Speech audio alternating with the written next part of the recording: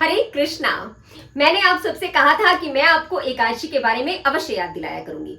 तो अभी जो अश्विन मास में एकादशी आने वाली है उसका नाम है पापांकुशा एकादशी, और वो एकादशी आ रही है 14 अक्टूबर सोमवार को। यानी कि साल 2024 में पापांकुशा एकादशी रहेगी 14 अक्टूबर सोमवार को। तो ये जो पापांकुशा एकादशी है, जैसा कि इसके नाम से ही विदित है कि पाप अंकुश, कि यानी कि पापों के ऊपर अंकुश लगाने वाली है। वैसे तो एक वैष्णव के लिए जो एकादशी है वो हमेशा से ही एक महत्वपूर्ण व्रत रहा है, और जो वो कोई और व्रत करे ना करे, लेकिन भगवान श्री हरि को प्रसन्न करने के लिए एक वैष्णव अवश्य ही इस व्रत का पालन करता है। लेकिन ये एकादशी और भी महत्वपूर्ण इसलिए है क्योंकि इस बार ये त्रिस्पर्शा एकादशी आ रही है। यानी कि जो एकादशी का व्रत है वो द्वादशी में किया जाएगा और पारण जो है वो त्रयोदशी के दिन किया जाएगा। बहुत से लोग इस एकादशी को 13 अक्टूबर को भी मनाएंगे, और जो वैष्णव हैं वो इसे 14 अक्टूबर को मनाएंगे। तो बहुत लोग हमसे प्रश्न ये भी करते हैं कि इस्कॉन वालों की एकादशी तो एक दिन बाद ही होती है, ऐसा क्यों होता है? तो हम इसकी भी चर्चा करेंगे। तो पहले आप सबसे ये निवेदन है कि कृपया आप इस व्रत को जरूर से जरूर कीजिए, क्योंकि भगवान जो है वो इस व्रत के करने से बहुत बहुत बहुत जल्दी प्रसन्न होते हैं, और जो भक्ति है वो इस व्रत को करने से अक्षुण्ण बनी रहती है। क्योंकि यदि कोई एकादशी के दिन अन्न का ग्रहण करता है तो यानी कि वो पाप का भक्षण करता है, तो इसलिए इस दिन अन्न का त्याग करना चाहिए। केवल अन्न का ही त्याग नहीं करना चाहिए, बल्कि भगवान श्री हरि का भजन करना चाहिए, उनका ध्यान करना चाहिए, उनके नाम रूप गुण लीला आदि का श्रवण और कीर्तन करना चाहिए। तो ये सब ज्यादा से ज्यादा मात्रा में करना चाहिए। तो जो व्रत और उपवास रखा जाता है वो क्या है कि हमें अपनी जो एकादश इंद्रियां हैं उन्हें और किसी अन्य कार्य में नहीं लगाना, बल्कि उस दिन उन्हें थोड़ा अवकाश देना है। खाने से, सोने से, जो आहार निद्रा भय मैथुन जिनमें हम लगे रहते हैं, तो उनको उनसे अवकाश देकर भगवान की सेवा में लगा देना है।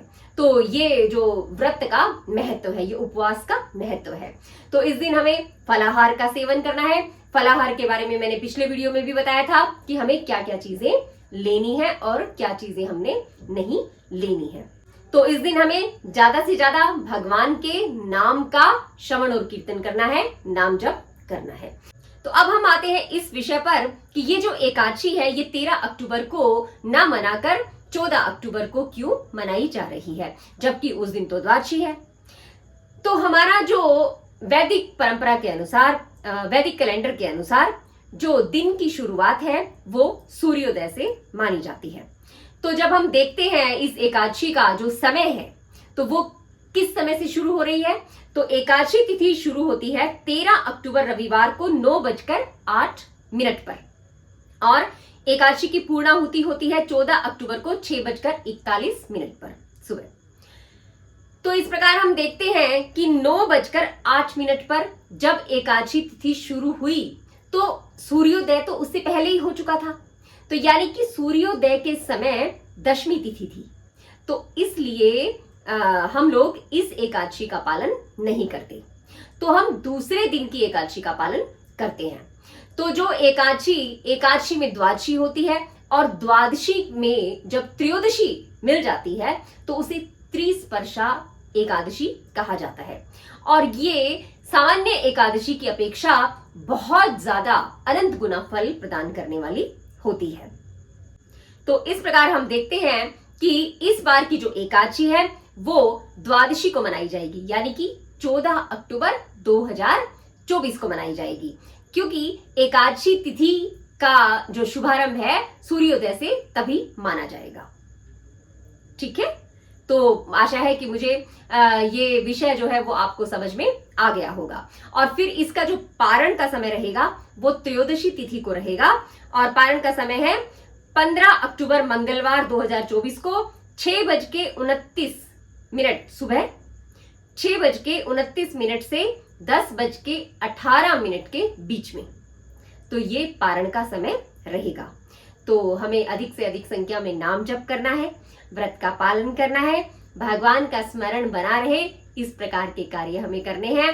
और जो शरीर से हमारे जुड़े हुए कार्य हैं तो उनको थोड़ा सा हमें विराम देना है। खाने में क्या खाना है तो ये हम पिछली बार भी हम चर्चा कर चुके हैं कि हमें फलाहार करना है और अपने भोजन को बिल्कुल ही सरल रखना है। हमारे शरीर की, मन की मांगों को थोड़ा सा विराम देना है और भगवान का स्मरण, पूजन इत्यादि अधिक से अधिक करना है। तो ये मैंने बहुत ही जो शॉर्ट में बताया है, तो आशा है कि आप सबको ये पसंद आया होगा। और यदि आपको ये पसंद आया है तो अपने मित्रों और संबंधियों के साथ भी इस एकादशी की सूचना को आप शेयर कर सकते हैं और हमारे चैनल को सब्सक्राइब कर सकते हैं और हाँ, लाइक भी कर दीजिए। ठीक है, तो मिलते हैं किसी और वीडियो में। तब तक के लिए हरे कृष्णा।